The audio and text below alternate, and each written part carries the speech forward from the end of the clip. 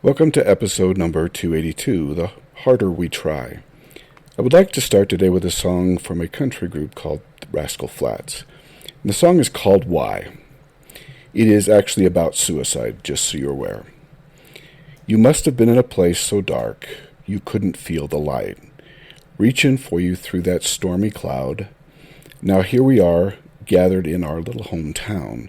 This can't be the way you meant to draw a crowd. Oh, why?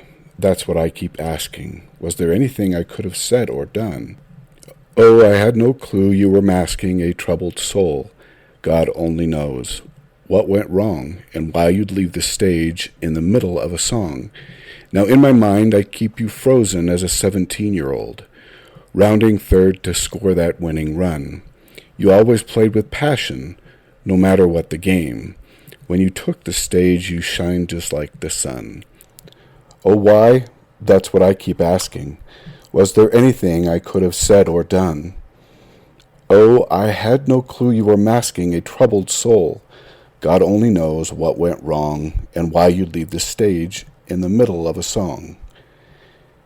Now the oak trees are swaying in the early autumn breeze. The golden sun is shining on my face. The tangled thoughts, I hear a mockingbird sing. This old world really ain't all that bad a place. Why, there's no comprehending, and who am I to try to judge or explain? Oh, but I do have one burning question. Who told you life wasn't worth the fight? They were wrong. They lied, and now you're gone and we cried. 'Cause it's not like you to walk away in the middle of a song. Your beautiful song. I love this song and music for many reasons, but most of all the way it expresses something incredibly important. There's a moment in time, a space where we enter what I call the void. It's a place worse than the depression or anxiety. It's a dark hole where you can't feel anything. Now you might think that it would be better not to feel that way, not to feel anything, to feel pains and suffering of depression, but it's not. This dark hole takes your breath away. You have no desire, no love, no passion, no cares, no frame of reference or mind. Everything's just dark.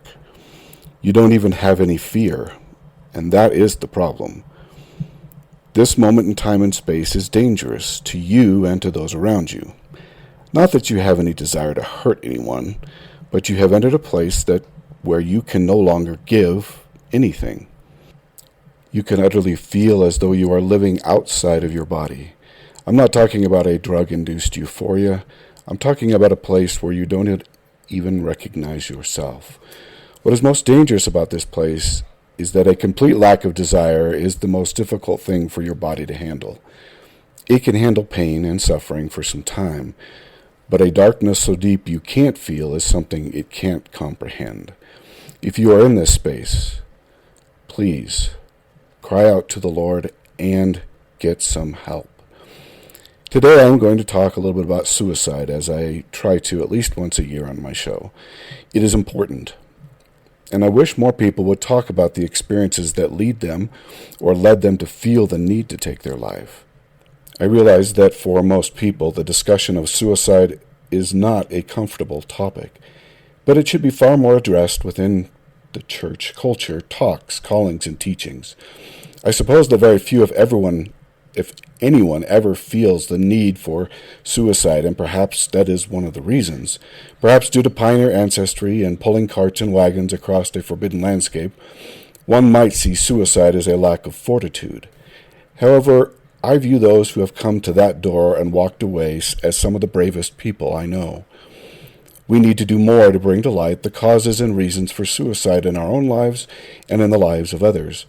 While one might logically think that talking about suicide leads to suicide, actually the truth is that talking about suicide, what leads up to it, and how one can get help is one of the most positive things that can be done for the problem.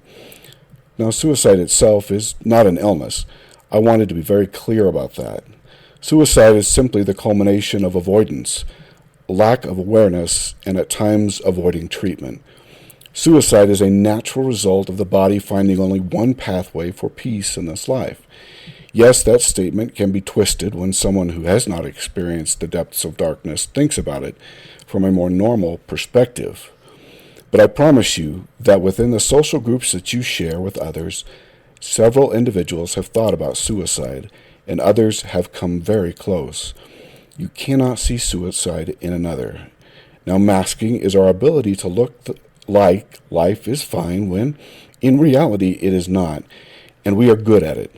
Our society, including the church's social groups, stigmatizes suicide and anything like it under the doctrine that we are in control of our emotions and thoughts. And if we can't control these emotions and thoughts, we are either weak, unwilling to accept the truth, or in sin.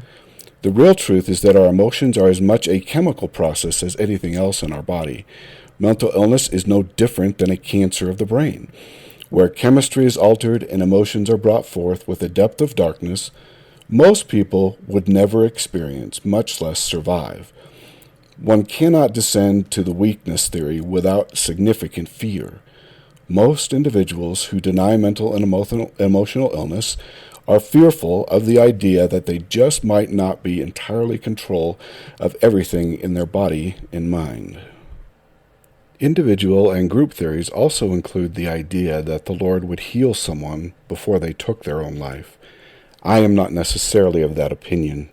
Depression, anxiety, and bipolar tread in some very murky waters, and while I am certain the Lord does not lead us to suicide, we can, through our own actions and those murky waters, find a place so dark that it feels as though one cannot escape. Do I believe that the Lord allows for suicide? Yes, I am at least of the opinion that the Lord does not condemn someone for actions for which they are not responsible.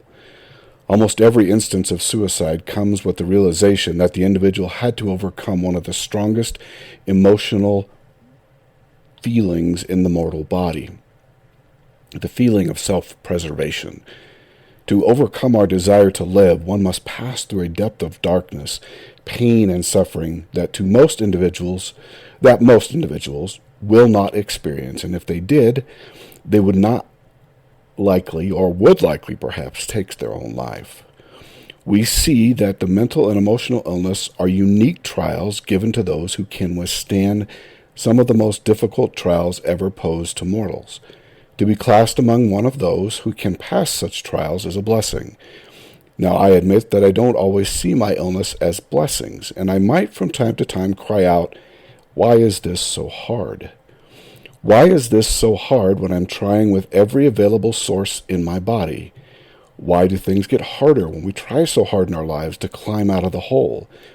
It seems that when we have made progress climbing the wall, then the rains descend and we find ourselves at the bottom of the hole, muddy and wet, even more miserable. We are likely to ask, why do I even continue to try? What purpose is there to allow such climbing partially out of the hole only be pushed right back down again? Why does the Lord allow such things?" Now, I don't have all the answers to that question. Some of it, perhaps most of it, comes at a steep personal price, and the answers are very personal. But what I can say is that I have come to know the Savior much better in my life. When the Savior says, "Come follow me," I think that I expected he would clear the way, remove the bushes, remove the stumbling blocks, keep the adversary from my doorstep, and lead me along green pastures. The truth is that the Savior's path is fraught with everything he faced. The Savior is not saying, "Come follow me and I will make your life easy." He is saying, "Come follow in the path that I did," which, if you study that path, did not include very many easy days. So part of the answer to why is that the path the Savior walked was very difficult. The Savior does not clear the path, but walks it with us. He assures us that it is possible, that he will always be there as long as we don't wander off. But he also says that we must endure pruning, chastisement, loneliness, turmoil, distress, doubt, and every manner of privation as he did. For that is the way he learned. And truthfully, that is the way we all learn. Now I'm going to end today with one of my favorite songs from one of my favorite artists, Hillary Weeks. about this topic. It is a song that was originally written for those of us with the trials and troubles of mental illness. The song is called Keep Going. Here it comes again. I feel it rolling in, a storm I can't escape. It feels black as night, stealing all the light. It's nothing I can shake. You ask me what I can do. How can you help me now? It hurts so bad I wish I knew.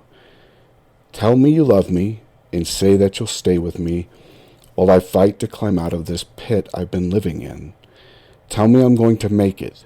I need to hear you say it while I fight to believe that I have what it takes to try again, to keep on going. Keep on going. It makes me feel alone, even though I know I'm not the only one. No matter what's been said, this isn't in my head, and I'm barely hanging on. If you ask me if I'm okay, I want to tell you yes, I'll find a way. Just tell me you love me and say that you'll stay with me while I fight to climb out of this pit I've been living in. Tell me I'm going to make it. I need to hear you say it while I fight to believe that I have what it takes to try again and to keep on going. And so I will end today with a little bit of an unusual ending. I will end today with never give up the fight, and keep on going, and the Lord will lead you along. Until next week.